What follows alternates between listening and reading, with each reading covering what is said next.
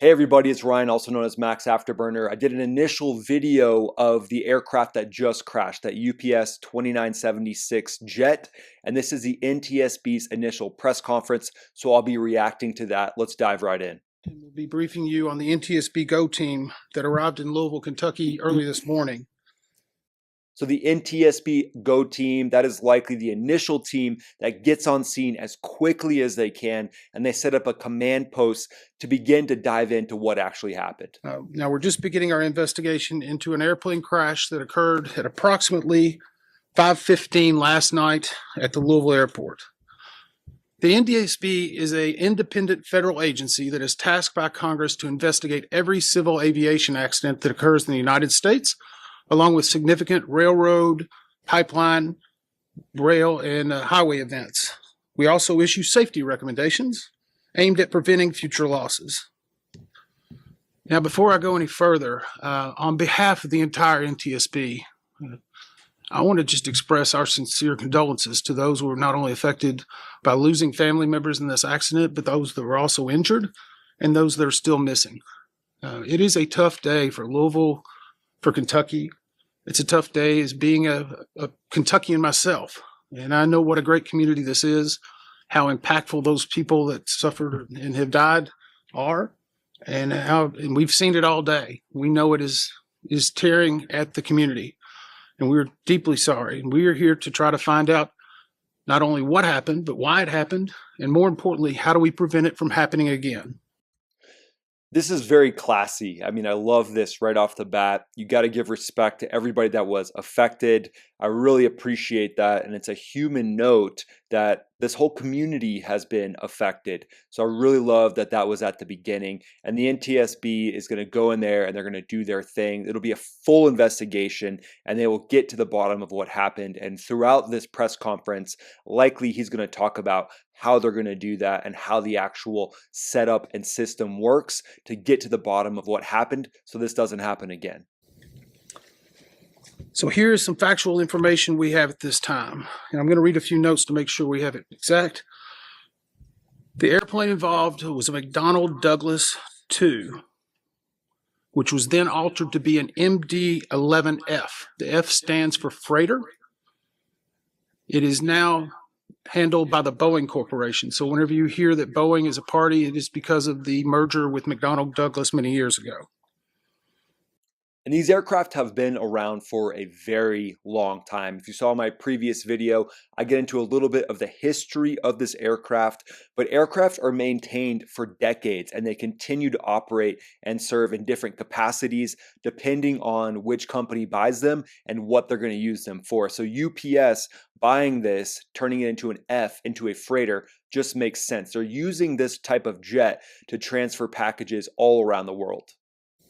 The plane was manufactured in 1991 with a tail number of November 259 UP. The plane was traveling from Louisville, Kentucky to Honolulu, Hawaii. There were 3 souls on board the plane.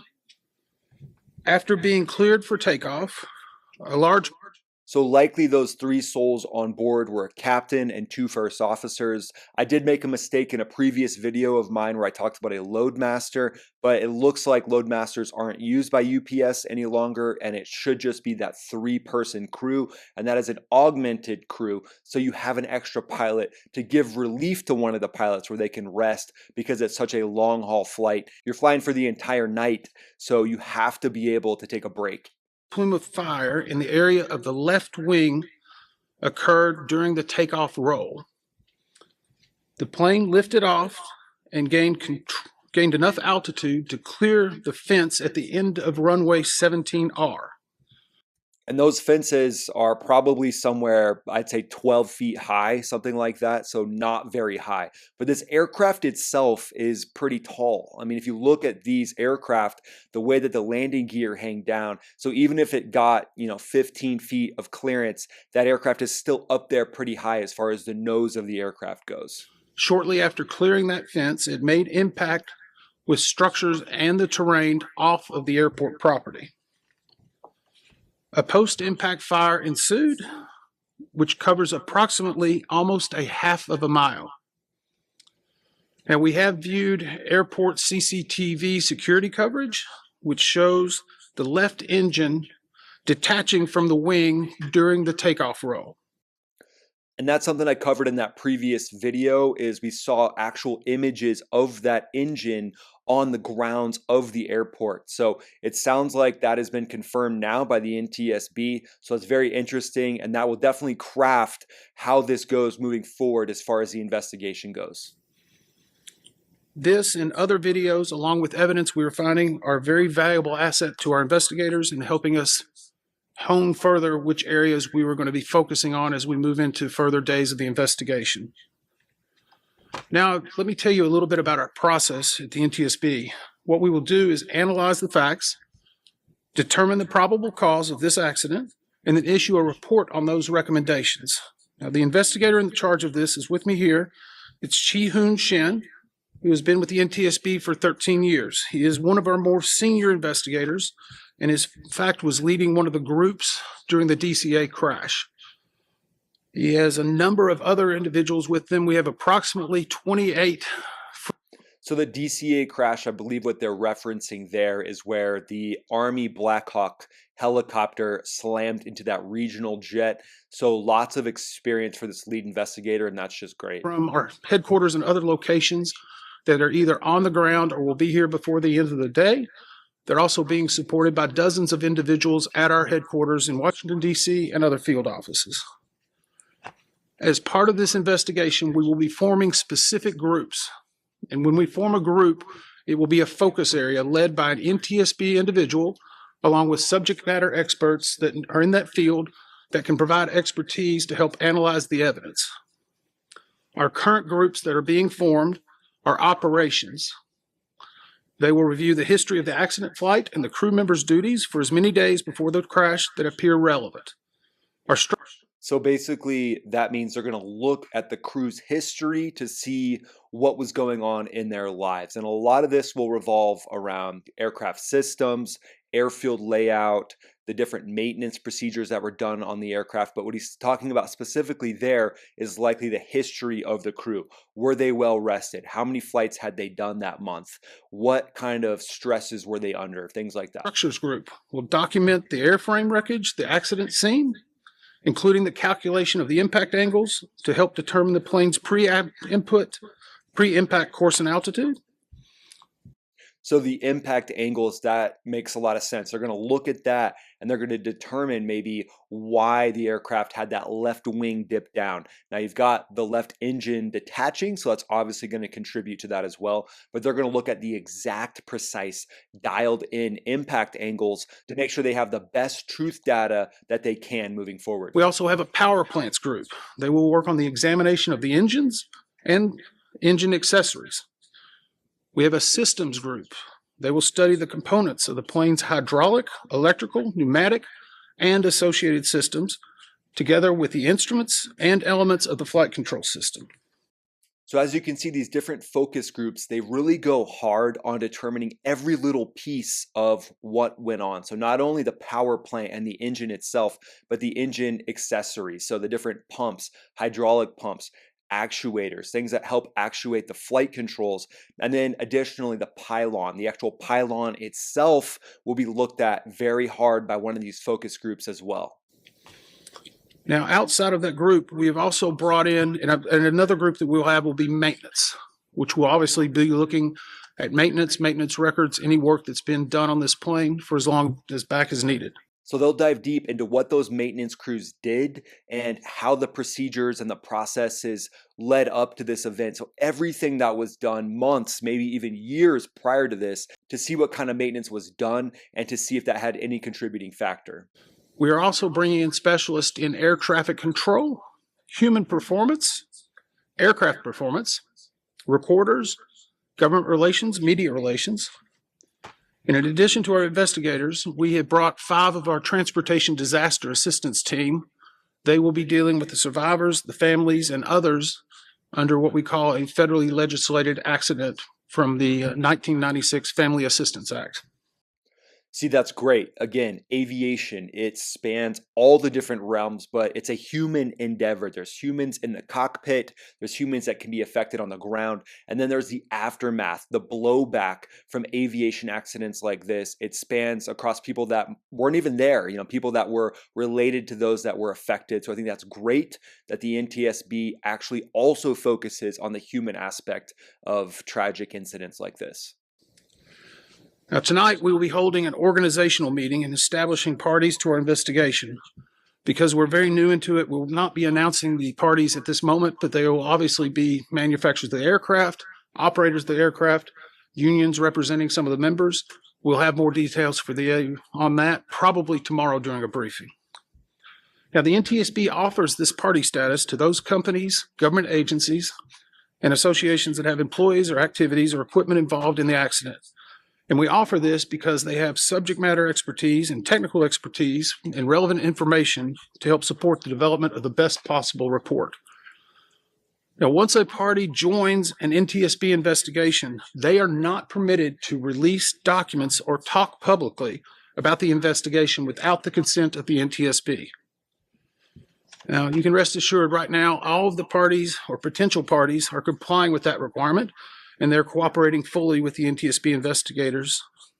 Again, it will be only the NTSB that will release information regarding this accident going forward. So they're making sure that all the information is being routed to the teams that need it, and then when official information comes out, it comes directly from the NTSB and doesn't come from any other party. So anything else you see, like for example, me doing this video here on YouTube, is just my opinion and my perspective as a pilot on YouTube. It's not official at all.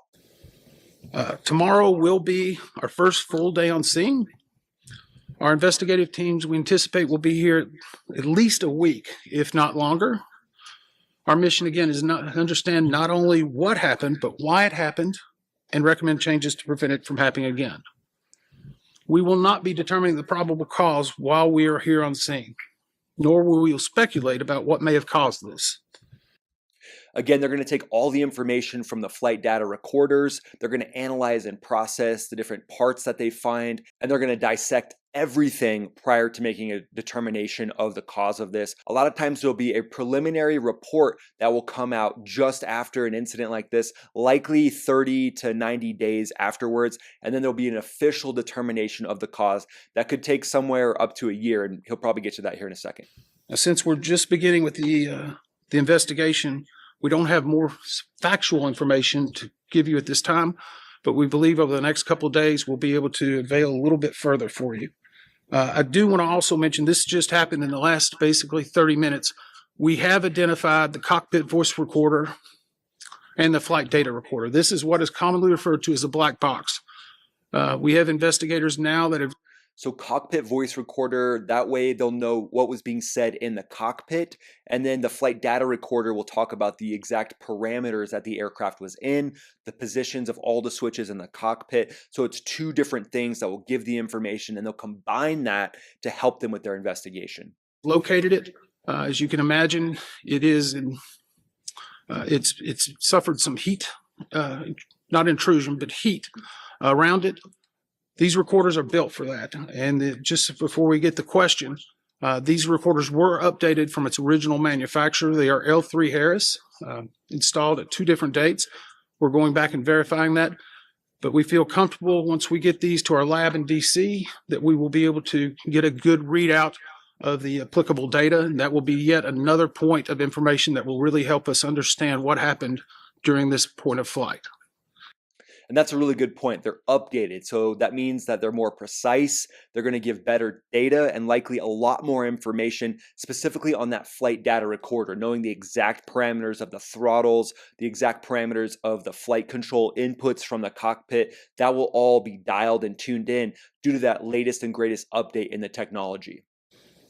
So I would ask, though, if you have the opportunity to let the public know, we know there's a lot of debris out there. And it's in some yards, it's in some business locations. If you can have any debris or you see something that you think is from an aircraft, please contact us at the email address witness@ntsb.gov. Again, that email address is witness@ntsb.gov. That's really important because a little piece or a little part of the aircraft could be crucial in the investigation. So I'll just foot stomp that as well. If you're out there, you're watching this, and you might have come across something, reach out to that email address and make sure you get it to the proper authorities. Sometimes we get some very good information from items that are found. And with a debris field a half-mile long, we're still making the determination of exactly where and what parts of the airplane and where they're at.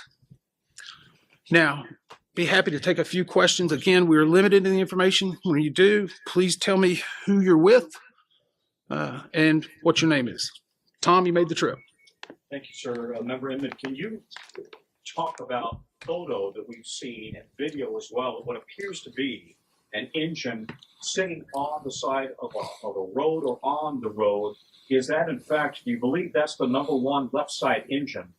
And separately, you talked about the black boxes that you've identified them, and they should be able to withstand heat, but can you describe what they look like and what, if any, marks, sear marks, black marks there are on those black boxes? Okay, the first question was basically the engine that's been seen in some photographs. We do believe that that is the engine from the left side of the plane. It is actually on the airfield, so it's not off the airport property. That correlates with the video that we've seen of it detaching from the airplane while it is in flight. We also know that a fire was occurring during that time, and so we're analyzing that. In fact, we have teams right now that are preparing to do the runway in what we call a FOD walk. That is foreign object debris. Obviously, the runways have been shut down, but we need to not only take drone coverage and video coverage of where every piece of this is, but then we need to recover it and tag it. Those will give us even more pieces of information. So right now, it's still on the field. We're making arrangements for that evidence to be recovered and stored in a secure location. And once we are able to analyze it, we may need to ship it off for specialists for things like that.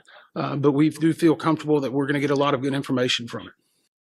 So that's good to know. That image of the engine that we saw yesterday is actually confirmed as being the left side. That's the port engine. So on the very far left side of the aircraft on the left wing. And then the number 2 engine is going to be in the tail of this aircraft of the MD-11. And then the number 3 engine will be on the right-hand side. So the nomenclature just goes from left to right. So that's definitely breaking information, knowing that it's confirmed that that engine did detach. And if it's detaching on the airfield like that, so we know that it happened very early. So sometime on the takeoff roll or at rotation, that engine's going to fall off and it's going to stay on the airport property. So it's very important information for the investigation. What was your second part? Jed, can you describe the physical condition, what you saw, and how those black boxes actually look? The physical condition of the black boxes.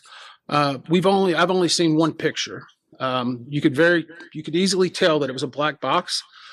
2 types of cylinders on top. Our specialists said they were able to easily identify that. We don't know until it gets to Washington, D.C. I will tell you that. And I'll put some photos here of what black boxes look like. That doesn't mean they're the exact same ones that came from this aircraft, but it'll give you an idea of what the black boxes actually look like. And again, flight data recorder and cockpit voice recorder are the 2 different ones. They're manufactured to a very specific standard. Luckily, they were not in a post-impact fire for multiple days or on the bottom of the ocean.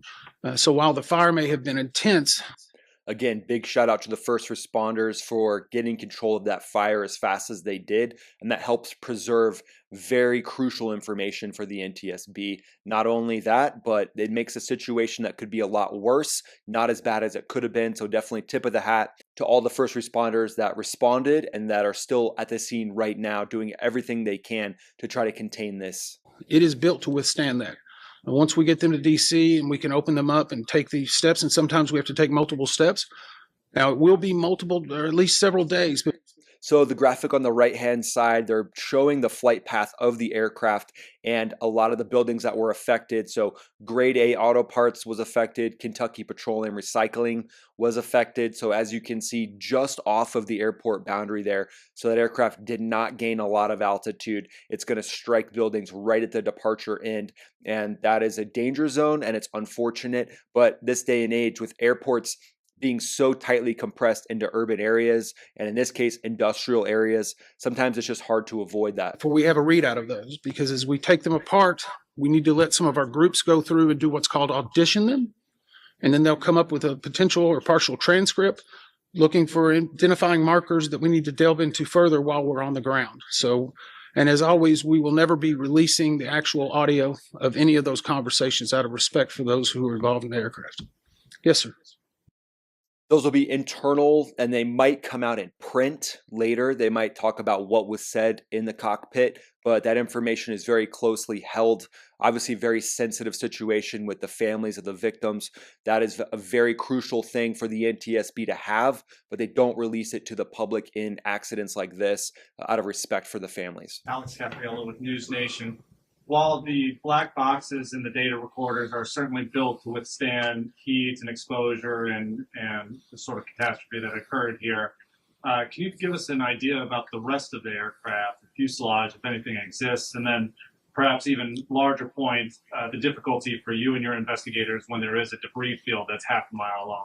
So the question is how the rest of the fuselage, the airplane, as it rests right now, what we may have seen, and how it impacts the investigation.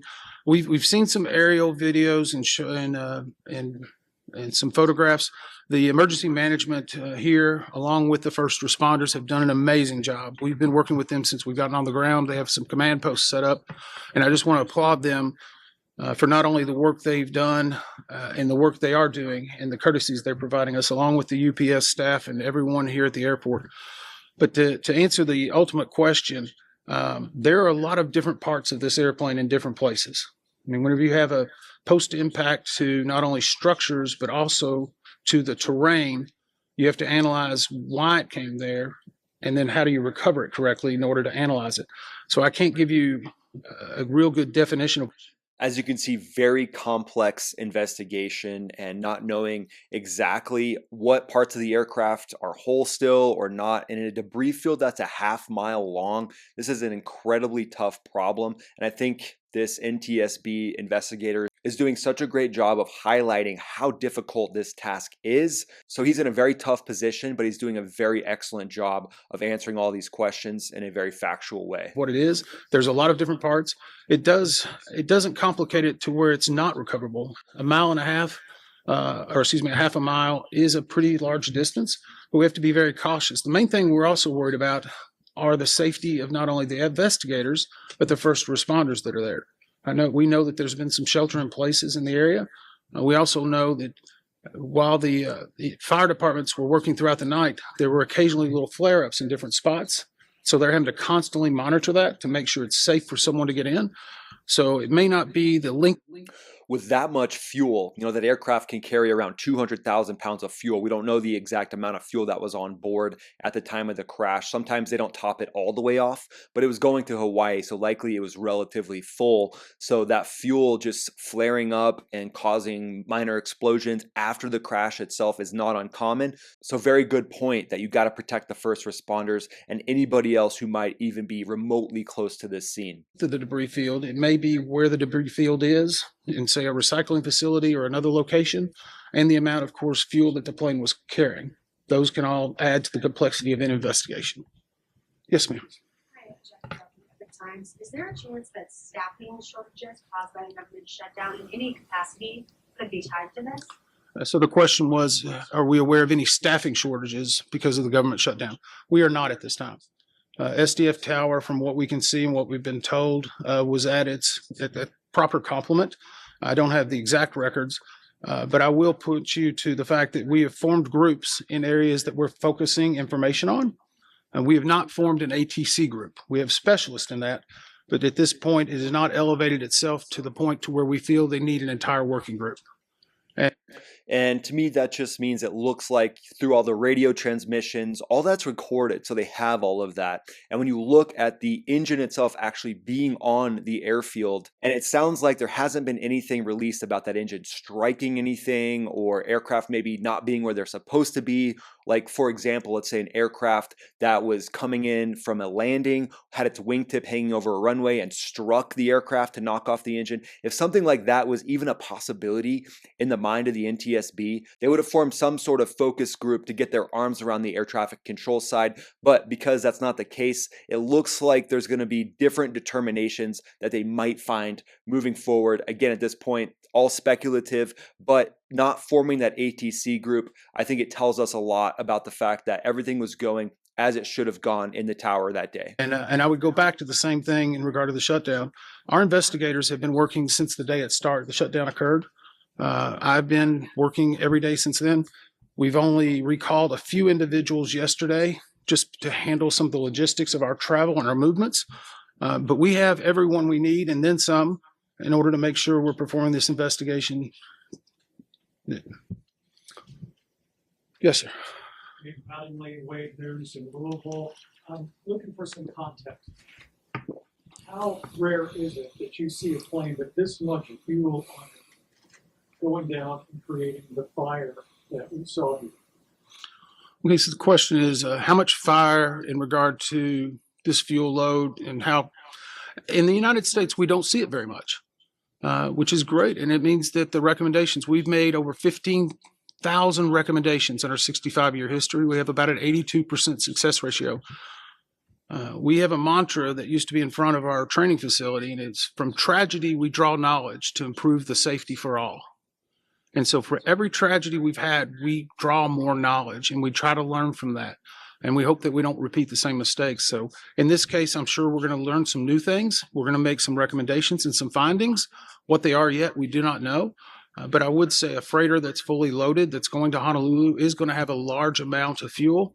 And that obviously was part of the post-accident response. Yes. From tragedy, we draw knowledge. That's amazing. What a great slogan. And again, in any aircraft investigation, the goal of all of that is to keep it from happening again, right? You don't want the same thing to happen again. So that's the goal of the NTSB, is to keep that from happening. And through that success rate, 82% success rate on having things not happen again, or learning and increasing the safety of overall flying, that's definitely an amazing thing. And it's a great function of the NTSB. What's the rotating speed of a fully fueled Heavy 11? How fast is it going to take off? The question was, what is the rotation speed? Takeoff speed? 175, 180? Off the top of my head. I don't have the exact figures for you. I apologize. I'm not a pilot. So the rotation speed is a speed at which you start pulling back on the yoke in this scenario. And then the takeoff speed, that's likely the speed you're going to actually get airborne. So he kind of says to his partner there, 170, 180 knots. I think that's probably pretty true. It's going to be somewhere between 160 to 180 knots is when this thing's actually going to break ground and get going. And so you have that massive jet at, let's just say, 160 knots. That's what's making this situation so dire, and having this massive debris field, having a 160 mile per hour aircraft that smashes into that terrain and buildings is what's causing that large debris field. And I think that's what they're getting at with that question. We will be looking at that. Typically, you're looking at speeds in the 150s to 180s, 190s, but I don't want to give you a definitive number because I would be guessing. And some of those are based upon exactly what's occurring at what point of flight that it's occurring. So there's a lot of different things that go into it in addition to the weight and balance. All of these have been mapped out over decades to specifically know how much thrust and speed is needed to obtain lift and to achieve it, and if necessary, to do an emergency diversion. So we've had a lot of experience with that. I don't know at this point if it will be a factor, but it's certainly something we'll look at. Yes, sir. Dylan Lovin, Associated Press. Was this flight delayed and maintenance being done on this flight before? So the question was this flight delayed or were maintenance being done before that?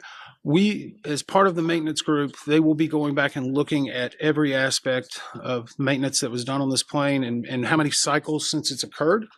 To date, UPS has indicated to us that it was not delayed and that there was not maintenance work done immediately before.